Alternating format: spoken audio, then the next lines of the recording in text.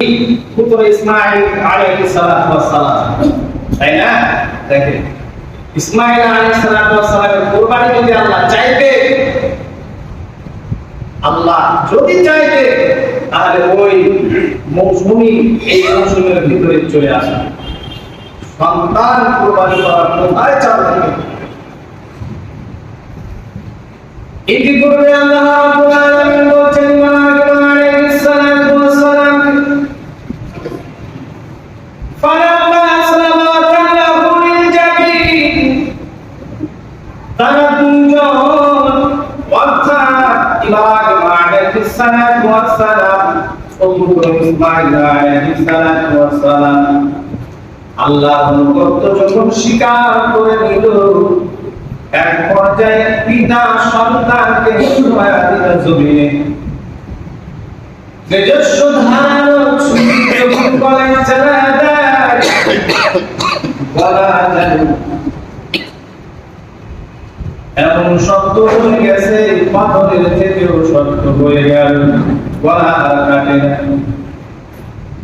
আল্লাহ রাব্বুল আলামিন জিবরীলকে ডাকে, বলে জিবরীল যাও আর একটু যদি বিলম্ব তুমি করো, আমার ইব্রাহিম আমি আল্লাহর প্রতি এত পাগল পারা, আমি আল্লাহর ইশকে সন্তানকে কুরবানি দিতে আর দ্বিধাবোধ করবে না। যাও যাও তাড়াতাড়ি চলে যাও।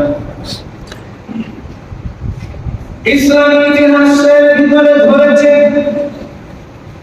জিবরাইল আলাইহিস সালামের আশঙ্কা হতে লাগলো, আবার যদি যেতে বিলম্ব হয়ে যায়, ইব্রাহিম তার সন্তানকে কুরবানি করে ফেলে দেবে নিশ্চিত। এই জন্য আকাশের বুক থেকে ডাকতে আল্লাহু আকবার, কে ডাকলেন? জিবরাইল আলাইহিস সালাম।